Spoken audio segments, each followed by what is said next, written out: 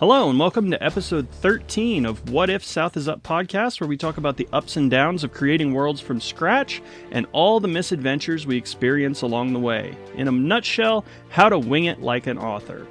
My name is Derrick Hall, and I'm the creator of the Crimson Prophecy series, Book 1, Catch an Odyssey, the prequel, Trials of Tiarsis, and a second novella, Bearless, as of this week, are available on Amazon, and Book 2 is coming on May 25th. I'm here this evening with my short but lovely co-host, Xtina Lefebvre. Hello!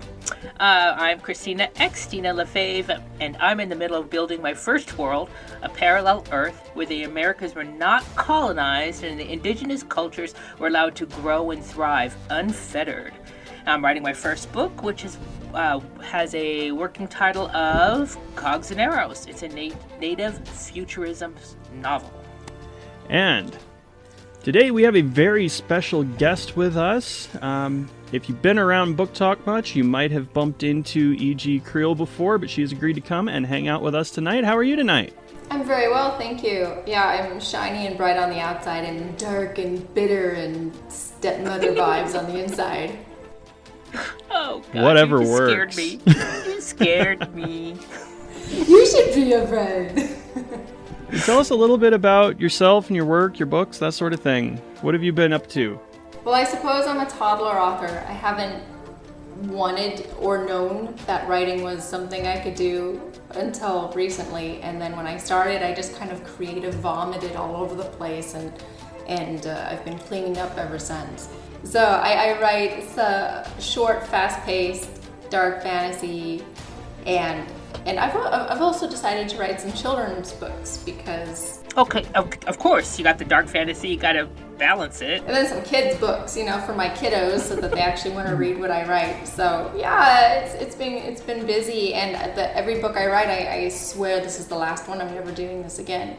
And then I do it again. Hey, I was only supposed to write one, and then I finished that, and my story wasn't done. So now I've got 3 published and 1 coming in a little over a month, so that'll be 4, and I'm working on another one, and it just seems like it'll never end. So I completely understand. And it's all fun and games until you have to edit it. Yeah, that is my least favorite part. I hate editing. I hate it so much. And I'm so bad at it. I'm dyslexic.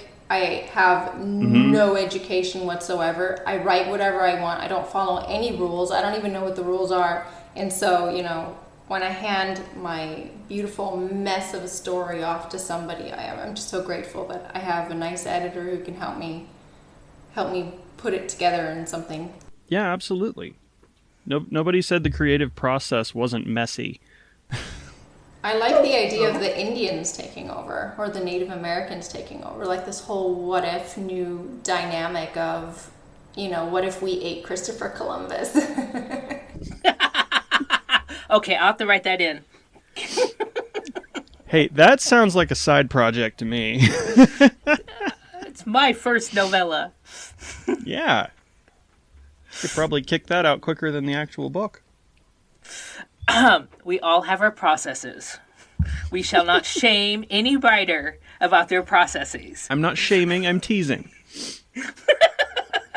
Friends do that. We end up playing the game later on.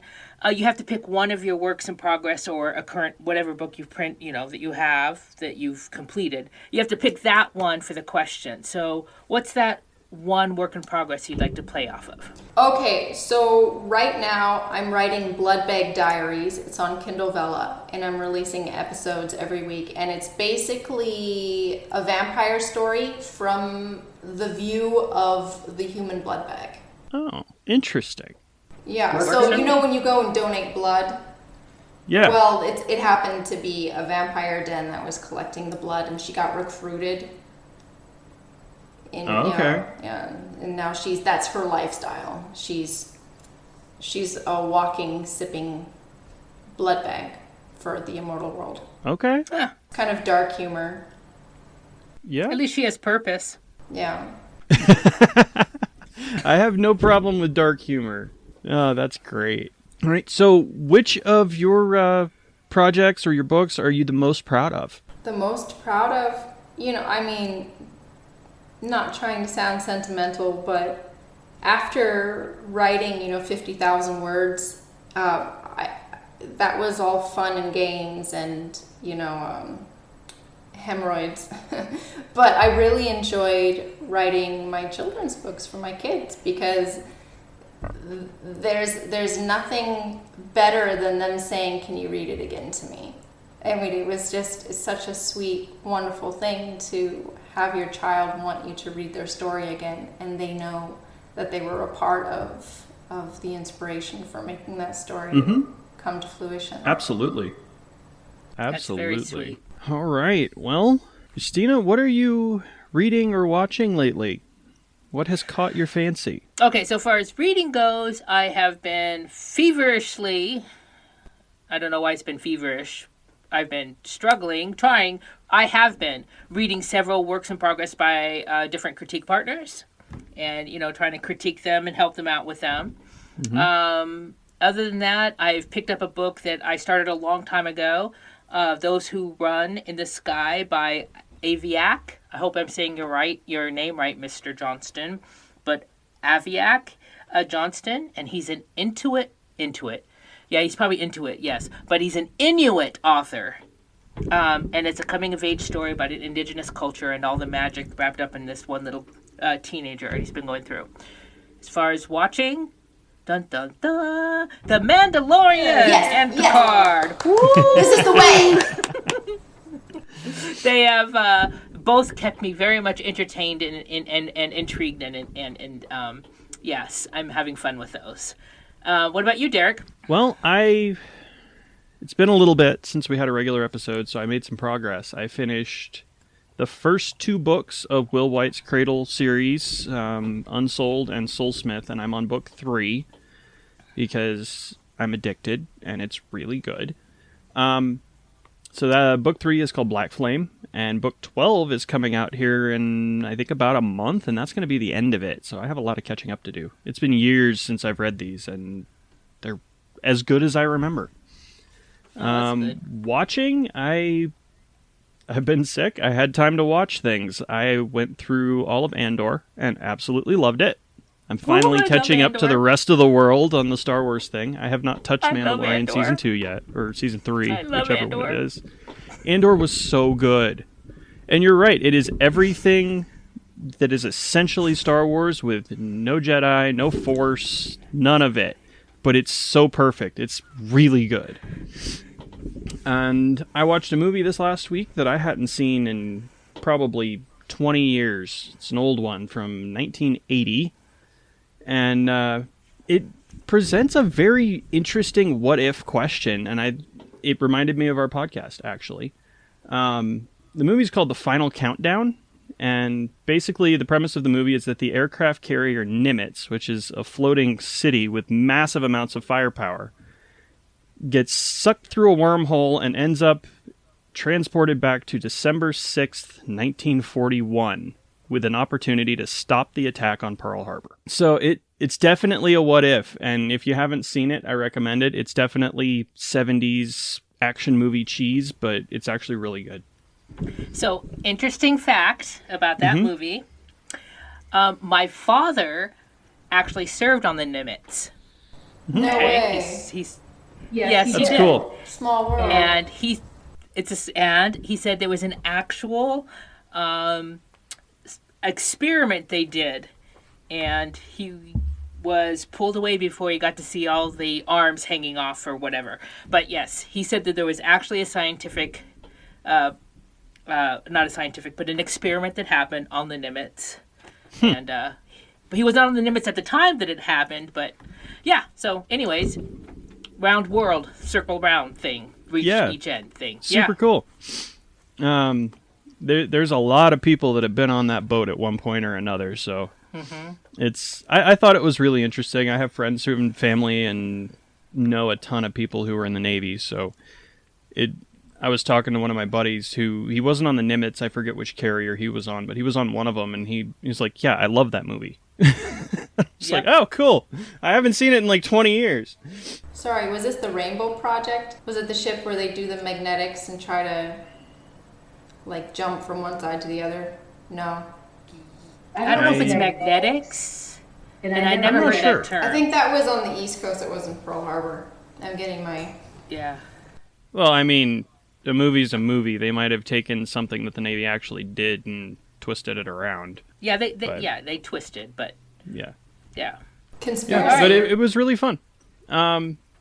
Eva, what have you been up to pop culture-wise? I'm reading Despair. Yes, you may judge me. And the Mandalorian, I just watched the last episode today, so I'm all caught up with that. No spoilers! No spoilers! No spoilers. And I watched a really good movie, a Russian movie called I Am Dragon. Has anybody seen that?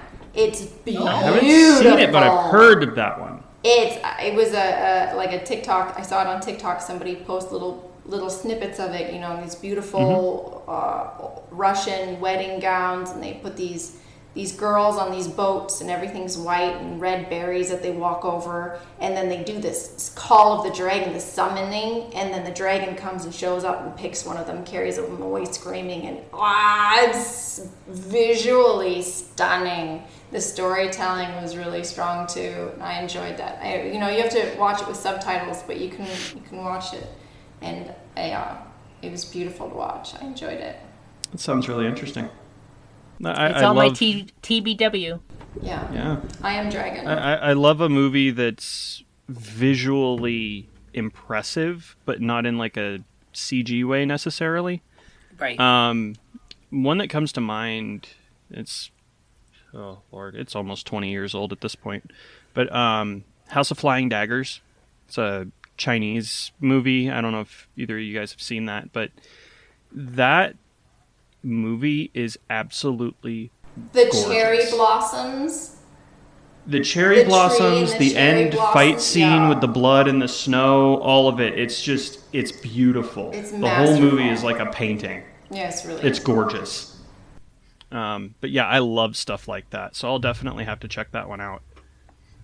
Yeah, you won't be disappointed. Hey, I got a question for y'all.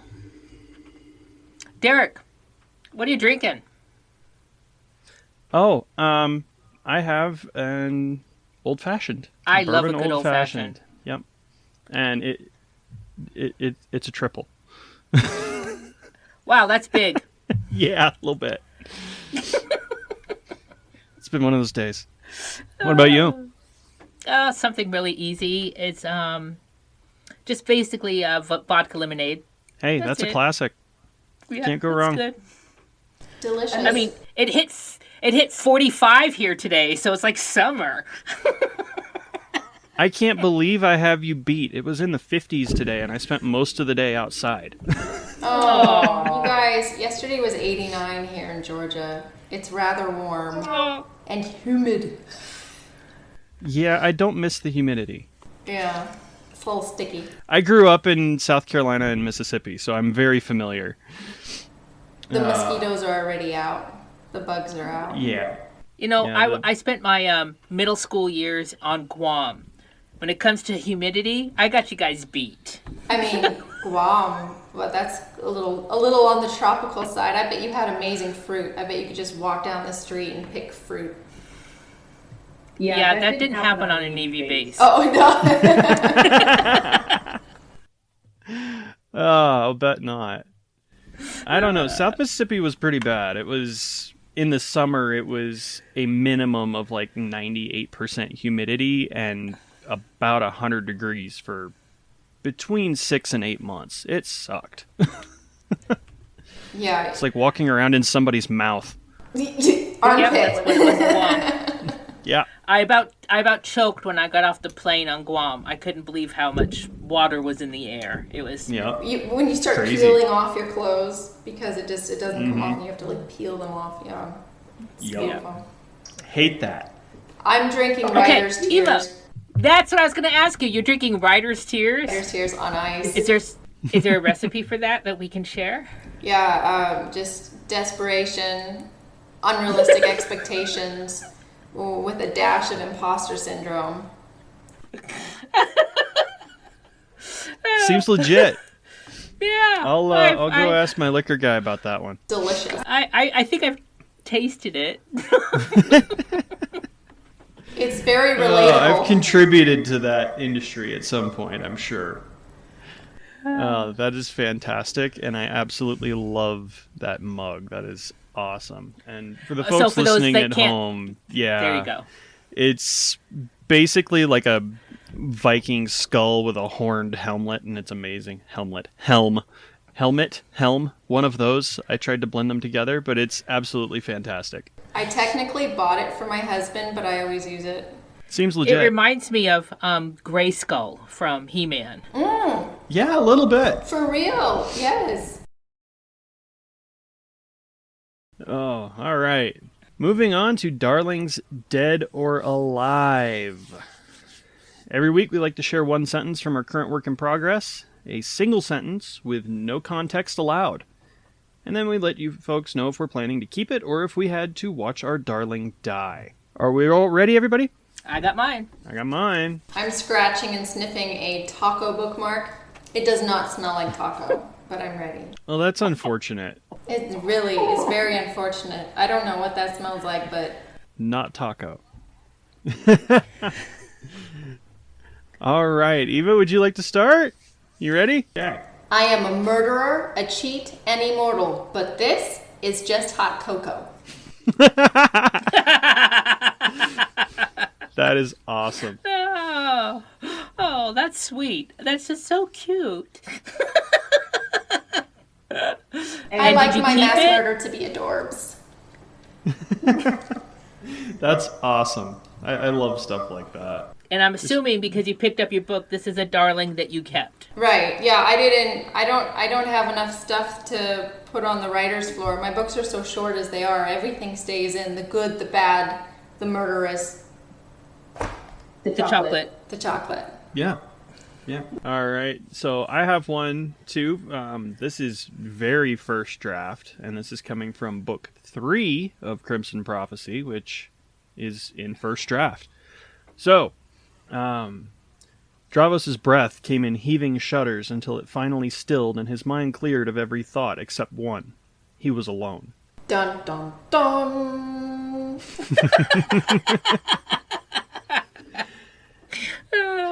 So to swing the pendulum to the complete opposite mood of Hot Chocolate Murderers, we have that.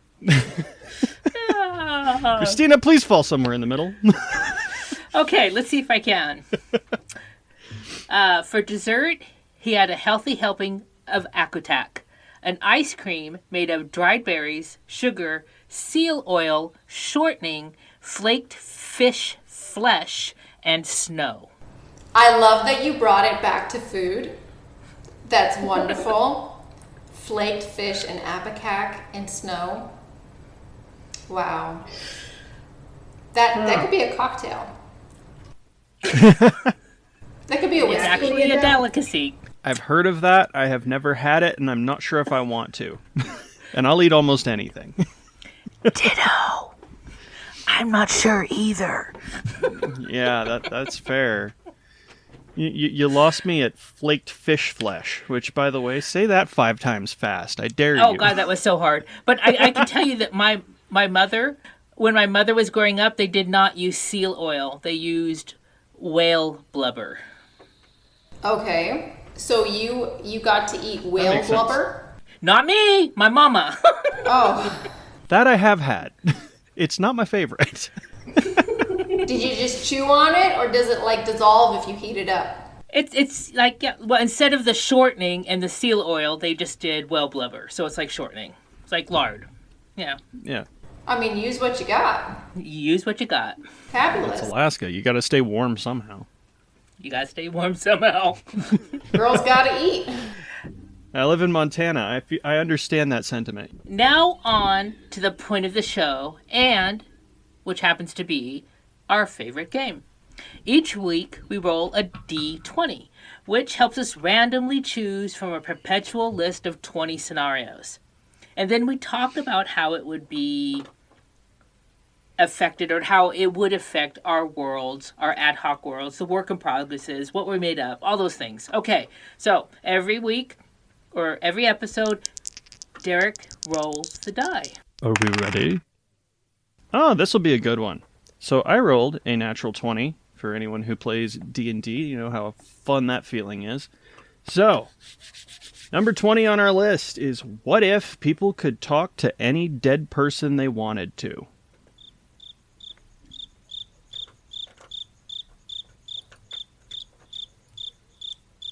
Don't everybody talk at once. I'm trying to think of something sarcastic and mean, but all I can think about is like how I'd want to say I love you to the people that I've lost, and I don't want to go down that road. So the thing is, how would it change your world or your story of your current work? So you're talking, you have these thanks. vampires. Okay, now here's the funny thing. My heroine actually can talk to her dead friend Jessica. It's like she has a ghost friend who spies for her. So that you rolled that is exactly what I've already written. She can't like talk to everybody, but she can talk to ghosts basically in her vampire world because of the circumstances that happened, and they're really great spies for her when they're trying to give her, help. And so all the other vampires don't understand how she's getting this information and keeping herself alive because she has a dead spy, because her dead ghost, can just go into other rooms and see what's going on and spy for her and then come back and tell her, ooh, there's an assassin coming, you need to go, or, oh, don't wear that dress because it's a setup, oh, it's a trap, it's a trap. It's a trap. So that's really funny that you did that. It almost seems like planted. But she didn't get to choose this one particular friend. It just happened. Jessica has some unfinished business to do because she betrayed her. She betrayed Kat and did a really bad thing and actually resulted in her death. And so I think it's her unfinished business to be there and to try to keep Kat alive. So the question, Derrick, was it any dead person or any dead relative? Any dead person. Any dead person you want to talk to. Whether that's, Einstein for lunch and Lincoln for dinner, or you pick one person and that's it. I'm not sure. We can make that determination if we want to. But, yeah. What if people could talk to any dead person they wanted to? I really love that concept of the idea that I get to choose who I want to talk to, which dead person I want to talk to. That is that's a powerful power, to say, kidding. Right, to pick out of the ether which person's going to help me in this situation. I mean, Kat has this one person that's helping them, right? Mm-hmm. Yeah, it's kind of like, have you seen the show Boo Bitch? No. It's kind of the same thing. It's these two girls, and you don't realize that one of them's dead until the end, but it's a ghost helping her friend. It's fun. It's a fun little viewing. You add it to your to watch list. But if you haven't watched it, you're like, what is she talking about? No, it sounds cool. So I'm sure somebody out there has seen it and will completely understand, but we are just out of the loop on that one. Too many things and not enough time. Too many things, not enough time. I think if this was in my world and I was writing this, I wouldn't want everybody to have that power. I'd want it to be a limited specialty power. Because it would be... Actually, can we imagine a world where everybody got to talk to any dead person they wanted to, what it would be like? Be a little nuts. I don't know if it'd be chaotic or the the opposite of that, where people could actually figure things out quicker. But would the dead people talk back? I mean, do they have free will? Do they have to talk back, or would they choose to just ignore, like a celebrity? You wouldn't want to be harassed. You wouldn't want Kennedy having to explain what happened to a million people because they all demanded answers. Oh, that's a good point. So somebody like that is a good point. Mandela. I'm thinking of his name. Mandela. Whatever. Mandela? That guy. Isn't he still alive? Yeah. Isn't that the Mandela effect, that he's still alive and we all think he's dead? Yes, theory. that is. Yes. I'm pretty sure he died when I was a kid, but that's okay. He did. The point is, let's just say in my world, he's dead. And yes, so many people would want to talk to him. Or, like you said, Derrick, Einstein, right? So many people would want to talk to them. You know, can they put up a barrier? Can they say, nope, I ain't talking to you. You're kind of a wackadoodle. I ain't going there. It's going to be like Beetlejuice. Everyone has to take a line to see the shrink, to see the doctor. That'd be They great. took the ticket. Yeah. But I think that it would fundamentally change. Actually, I really love this idea, and I actually might add it to my book. It's definitely an interesting concept, and I'm actually playing with adding it, or a form of it, to my book as well. Yeah, I think this is really interesting. I think it would fit with where I'm going in this one, so I might play with it and see what I can turn it into. Ditto, and it might not make it in this book because this book's already full, so it might have to wait for the next one. But I really like it. Humbug. Just burn the outline and write what you want. My outline is beautiful. Jeez, stupid pantser. Yeah, or would we have to find a ghost to be able to talk to them? Would it be pulling somebody from the ether, or would you have to go to like the haunted prison and talk to people? But then, do you really want to hear what they have to say? And are they stuck in the prison? Can they go with you? You could put a lot of limitations onto it to make it interesting. You could make a whole quest of having to find this ghost and summons them and to be able to talk to them. Yeah. Potential. Yeah, and would you even be pulling like a ghost or an apparition, or would it just be voices in your head? There's so many different ways to do this. And let's say I wanted to talk to Chaucer. I wouldn't understand a thing he said, right? Nope, not a word. Yeah, because who says they're going to speak your common language? Good Right. point. Yeah, exactly. I mean, they do have those earbuds now that'll translate, but I'm pretty sure that they don't speak freaking Anglo-Saxon or whatever. Yeah, if I wanted to actually contact Bjorn and be like, hey, so, you know, or what is it? The boneless, you know, it's like, why did they call you the boneless, you know? Yeah, you gotta go find somebody who speaks Old Norse. But it would be a great, what's it called? Magical ability to find out if somebody's dead, right? So all these missing people, you can go to this one person with this power and say, is my loved one actually dead or not? That's also a valid point. So if they show up, if you can call them, then you know something terrible happened to them? Oh, Not maybe necessarily. they died peacefully in their sleep, yeah. At a minimum, you would know that they're dead. Exactly. Yeah, or yeah, closure if they're a missing person. They didn't run off with the pool boy. They're actually dead. So what would it look like in a world where there was no such thing as an unsolved murder? Because somebody could contact that dead person and find out what happened to them. Can you imagine the backlog that one person would have? Yeah. That'd be ridiculous. Well, it would be interesting, too. What an interesting story. I love this. Or I if meant the ghost backlog would could be then- ridiculous, not just the story. Right. No, the backlog would be ridiculous. The story is very interesting. Yeah. Absolutely. As far as my world goes, I've kind of already done a little bit of this at the end of book 1. Just a teeny...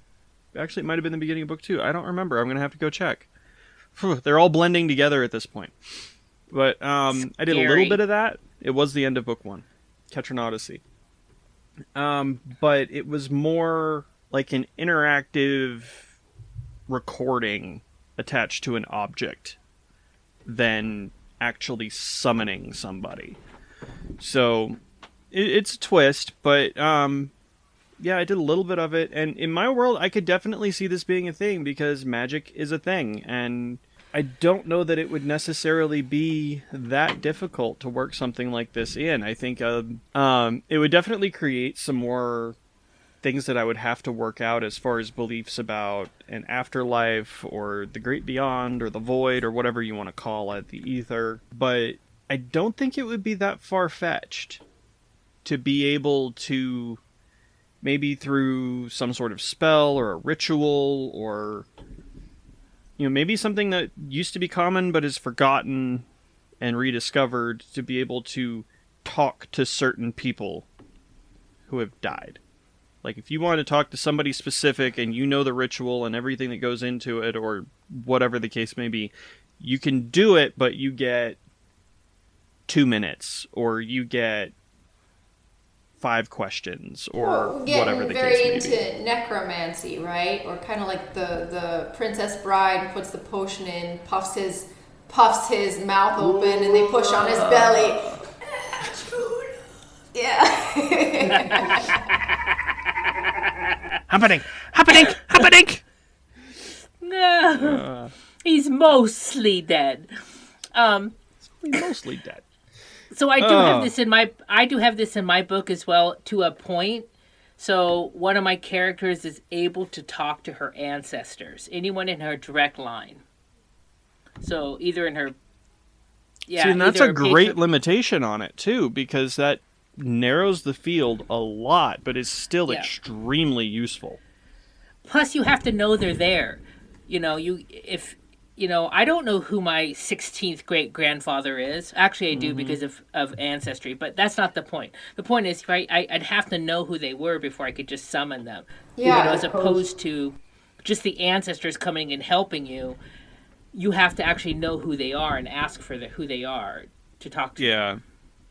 In I Am Dragon, they go a slightly different route where the dragon has all of the memories, genetic memories from its predecessors.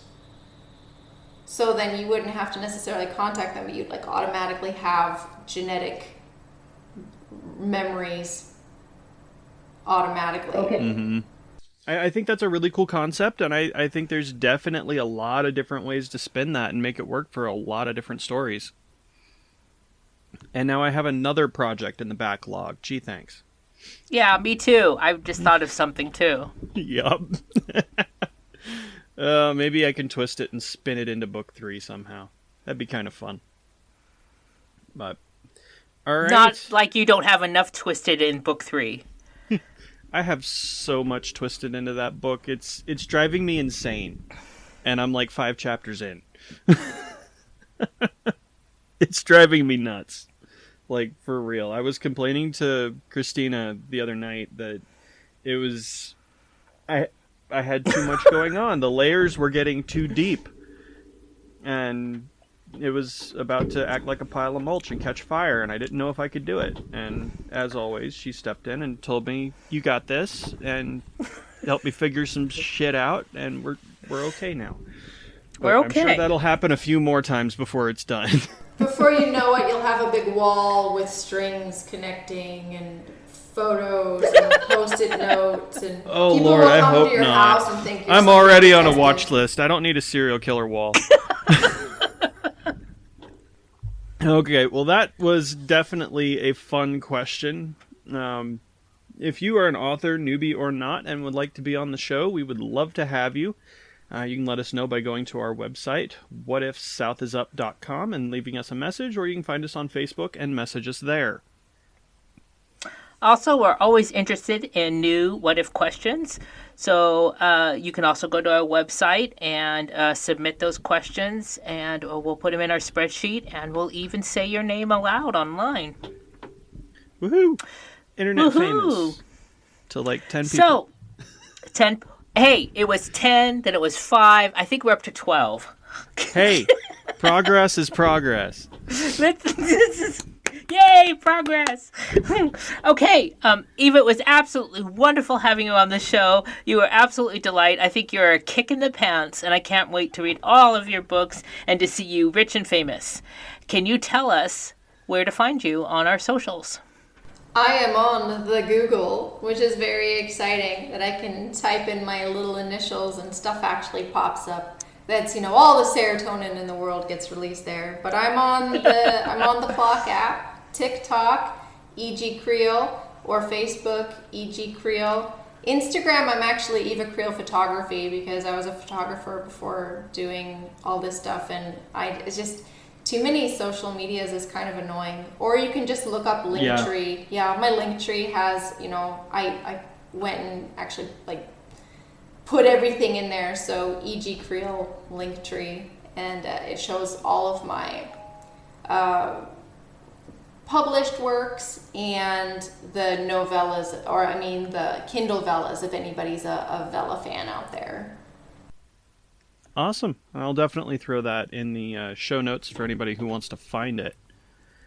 I can be found online at derrickhallauthor.com, or you can find me pretty much anywhere as far as socials go at dhallauthor, Facebook, TikTok, Instagram, Twitter, all that stuff. Oh, and I just have to mention, I Googled Derrick Hall, and you were second in the list. Good job, buddy. Hell yeah, I've never done that. I'm terrified. Let's all do it right now. Who's the first one? I totally ignored them. I didn't care. I'm going to look it up right now. Probably the guy that does photographic histories of whales in the 80s. A football defense end, football guy, and then there's a basketball guy. Okay. I'll take it. You're up there. You're up there. I'll take it. I'm not making athlete money, but that's okay. Not yet, sweetheart. That's hard to compete all right. against. So where can you find me? Because I know you're all dying to know. I am uniquely Xtina on my website, in TikTok, on all the things, Facebook, and other things. Uniquely Xtina is where you can find me. And before we go, I just want to say again that our favorite Mr. Derrick has his latest novella out. Murderous is out, and I have no idea what you're waiting for. You need to go buy it now. Go. Go! I would go buy it, but I wrote it, so I don't need to. I totally buy my own books. You haven't bought your own book? You haven't lived until you've bought your own book. I've bought my own books, but I buy author copies so that I have hard copies to sell. Sometimes if I'm so awful, if I get credits from Amazon, they'll give me $3 off. I'll just go and buy my own digital copy, Mm-hmm. Because I'm shameless. I'm addicted to Kindle books, so I do that a lot. I just don't want it to be a 0 day. I want to thank all our listeners. We love you. We appreciate you. Please keep listening to us. We're going to be here for a while. We've got lots of worlds to build. Absolutely. All right. Bye. Goodbye. Thank you, everybody. See you It's later. been a lot of fun. Eva, thank you. I know Christina already said it, but you've been an absolute joy to talk to this evening. And we will definitely be seeing more of you all around the interwebs. All right, everybody. It's been a great time, and we hope to see you next week. Well, 2 weeks. You know how it rolls. Next episode of What If South is Up.